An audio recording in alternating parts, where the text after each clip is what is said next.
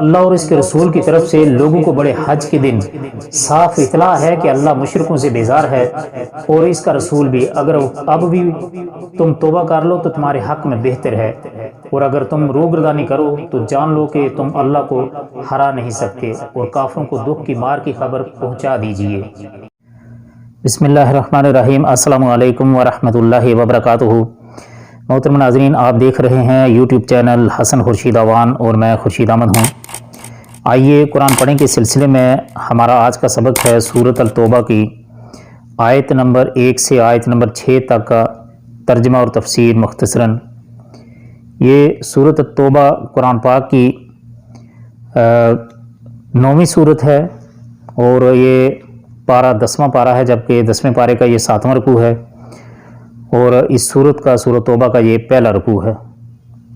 جیسا کہ آپ سبھی لوگ جانتے ہیں کہ سورۃ توبہ کے شروع میں بسم اللہ الرحمن الرحیم نہیں لکھا ہوتا۔ اس کی وجہ تسمیہ اس کے سورۃ توبہ، اس کا نام توبہ ہونے کی یہ بتائی گئی ہے، جو مفسرین نے بیان کی ہے وہ یہ ہے کہ اس کے اور بھی متعدد نام ہیں، لیکن زیادہ مشہور 2 ہیں۔ ایک توبہ اس لیے کہ اس میں بعد مومنین کی توبہ اللہ سبحانہ و تعالیٰ نے قبول کی تھی اور اس صورت میں اس کا ذکر ہے۔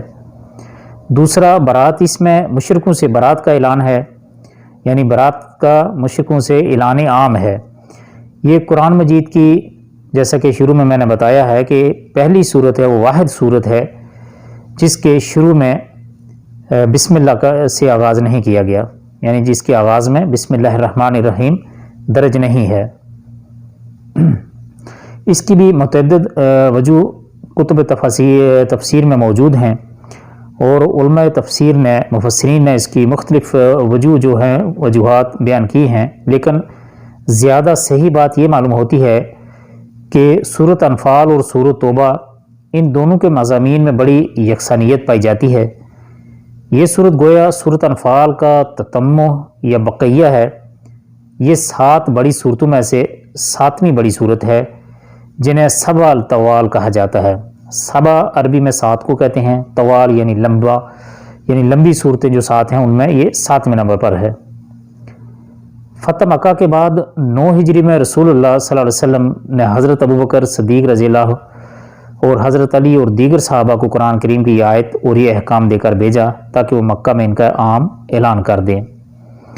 اعوذ باللہ من الشیطان الرجیم، بسم اللہ الرحمن الرحیم۔ رب اشرح لی صدری ویسر لی امری واحلل عقدۃ من لسانی یفقہوا قولی، رب زدنی علما رب زدنی علما رب زدنی علما۔ براءۃ من اللہ ورسولہ الی الذین عاہدتم من المشرکین۔ براءۃ کا مطلب ہوتا ہے بیزاری، قطع تعلق۔ من کا مطلب ہوتا ہے سے، اللہ، اللہ سبحانہ تعالیٰ کا نام ہے، ورسولہ اور اس کے رسول، الی طرف، الذین وہ لوگ جنہوں نے، عاہدتم تم سے عہد کیا، من سے، المشرکین مشرکین۔ اس آیت مبارکہ کا ترجمہ ہے اللہ اور اس کے رسول کی جانب سے بیزاری کا اعلان ہے ان مشرکین کے بارے میں جن سے تم نے عہد و پیمان کیا تھا۔ جیسا کہ ابھی بیان کیا گیا ہے کہ 9 ہجری میں رسول اللہ صلی اللہ علیہ وسلم نے حضرت ابوبکر صدیق، حضرت علی اور دیگر صحابہ کو قرآن کریم کی آیات اور یہ احکام دے کر بھیجا تاکہ وہ مکہ میں ان کا عام اعلان کر دیں۔ انہوں نے آپ صلی اللہ علیہ وسلم کے فرمان کے مطابق اعلان کر دیا کہ کوئی شخص بیت اللہ کا عاریاں طواف نہ کرے، یعنی ننگا طواف پہلے کرتے تھے۔ اس سے پہلے وہ کیا کرتے تھے، عورتیں اور مرد سب طواف ننگے ہو کر کرتے تھے۔ تو اس وقت نبی صلی اللہ علیہ وسلم نے جب انہیں حضرت علی اور حضرت ابوبکر صدیق رضی اللہ عنہ کو یہ حکم دے کر بھیجا کہ جا کر اعلان کر دیں، تو انہوں نے جا کر اعلان کر دیا کہ اس سال کے بعد اب کوئی بھی شخص جو ہے وہ ننگا طواف بیت اللہ شریف کا نہیں کر سکتا، بلکہ آئندہ سال سے کسی مشرک کو بیت اللہ کے حج کی اجازت بھی نہیں ہوگی۔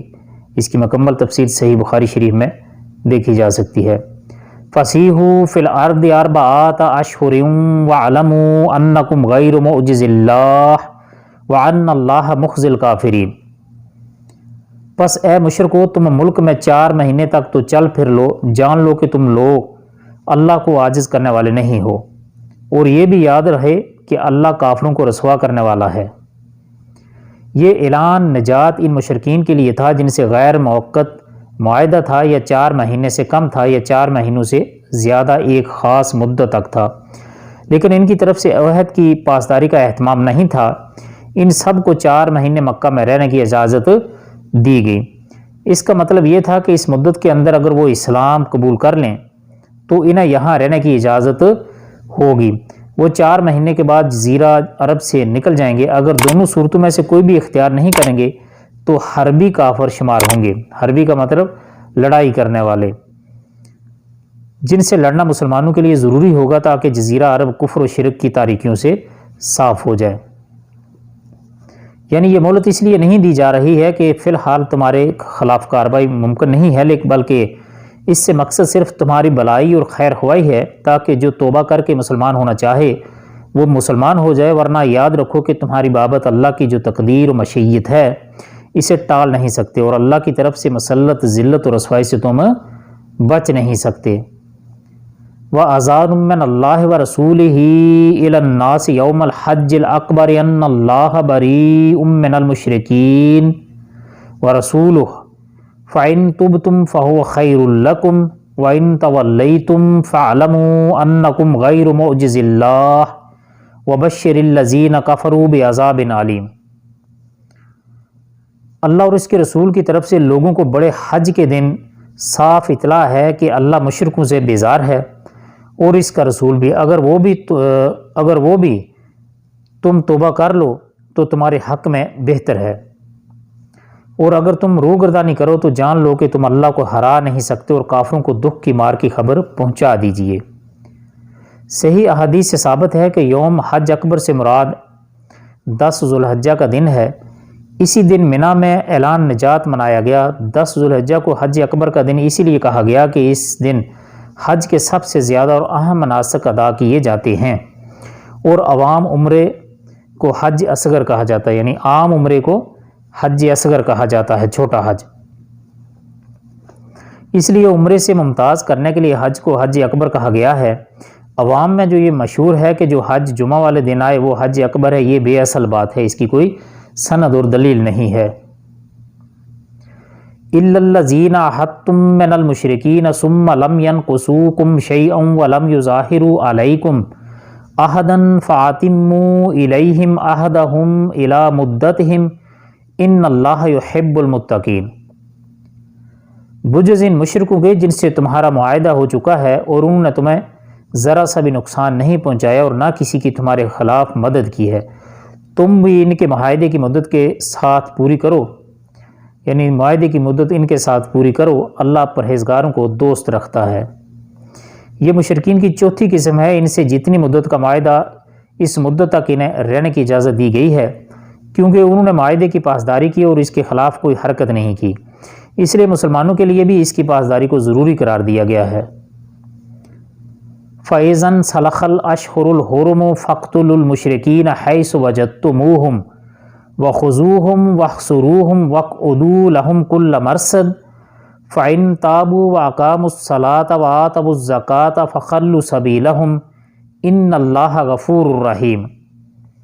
اس آیت مبارکہ کا ترجمہ ہے، پھر حرمت والے مہینوں کے گزرتے ہی مشرکوں کو جہاں پاؤ قتل کرو، انہیں گرفتار کرو، ان کا محاصرہ کرو اور ان کی طاق میں ہر گھاٹی میں جا بیٹھو۔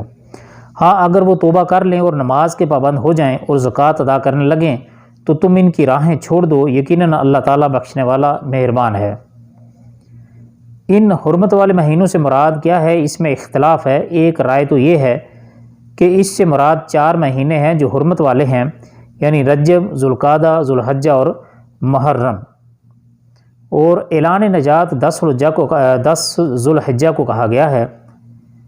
اس اعتبار سے گویا یہ اعلان کے بعد 50 دن کی مہلت انہیں دی گئی، لیکن امام ابن کثیر نے کہا کہ یہاں اشہر حرم سے مراد حرمت والے مہینے نہیں بلکہ 10 ذوالحجہ سے لے کر 10 ربیع الثانی تک کے 4 مہینے مراد ہیں۔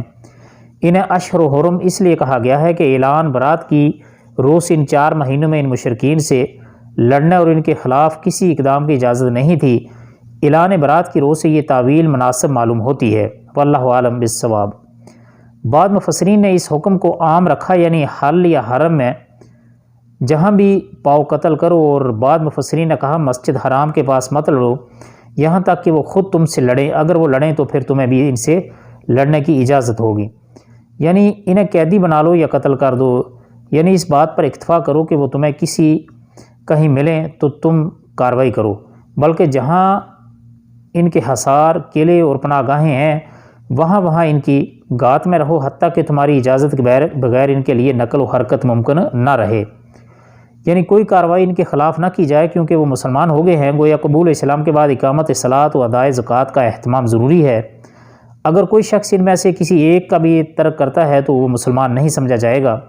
جس طرح حضرت ابوبکر صدیق رضی اللہ عنہ تعالیٰ نے مانعین زکوٰۃ کے خلاف اسی آیت سے استدلال کرتے ہوئے جہاد کیا تھا اور فرمایا واللہ لقتلنا من فرق بین الصلاۃ والزکوٰۃ، متفق علیہ۔ اللہ کی قسم میں ان لوگوں سے ضرور لڑوں گا جو نماز اور زکوٰۃ کے درمیان فرق کریں گے، یعنی نماز تو پڑھیں لیکن زکوٰۃ ادا کرنے سے گریز کریں۔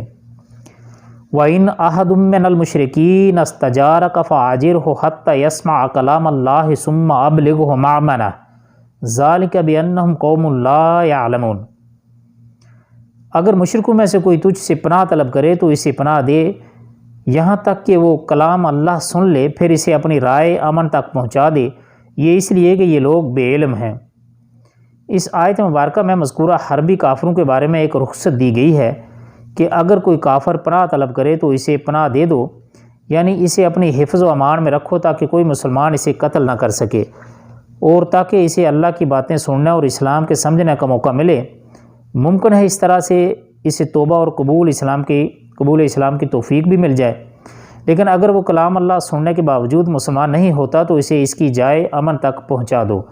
مطلب یہ ہے کہ اپنی امان کی پاسداری آخر تک کرنی چاہیے جب تک وہ اپنے مستقر تک باخریت واپس نہیں پہنچ جاتا۔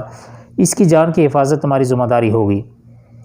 پناہ کے طلبگاروں کو پناہ کی رخصت اس لیے دی گئی ہے کہ یہ بے علم لوگ ہیں، ممکن ہے اللہ اور رسول کی باتیں ان کے علم میں آئیں اور مسلمانوں کا اخلاق و کردار وہ دیکھیں تو اسلام کی حقانیت و صداقت کے وہ قائل ہو جائیں اور اسلام قبول کر کے آخرت کے عذاب سے بچ جائیں۔ جس طرح صلح حدیبیہ کے بعد بہت سے کافر امان طلب کر کے مدینہ آتے جاتے رہے تو انہیں مسلمانوں کے اخلاق و کردار کے مشاہدے سے اسلام کے سمجھنے میں بڑی مدد ملی اور بہت سے لوگ مسلمان بھی ہو گئے تھے۔ محترم ناظرین، یہ تھی ہماری آج کی ویڈیو۔ آئیے قرآن پڑھے کے سلسلے میں، امید ہے آپ کو ویڈیو اچھی لگے گی۔ اللہ تعالیٰ سے دعا ہے کہ اللہ تعالیٰ قرآن پاک کو ہمیں صحیح سمجھ کر پڑھنے اور اس پر عمل کرنے کی بھی توفیق عطا فرمائے۔ اللہ تعالیٰ قرآن پاک کو ہمارے دلوں کی بہار اور ہمارے سینوں کا نور بنائے۔ اللہ تعالیٰ قرآن پاک کو یوم قیامت ہمارے حق میں سفارشی بنا کر کھڑا فرمائے۔ ملتے ہیں انشاءاللہ اگلی ایک ویڈیو میں، تب تک کے لیے اللہ حافظ، اپنا خیال رکھیے گا، اور ہمارے اس چینل کا بھی۔ السلام علیکم ورحمۃ اللہ وبرکاتہ۔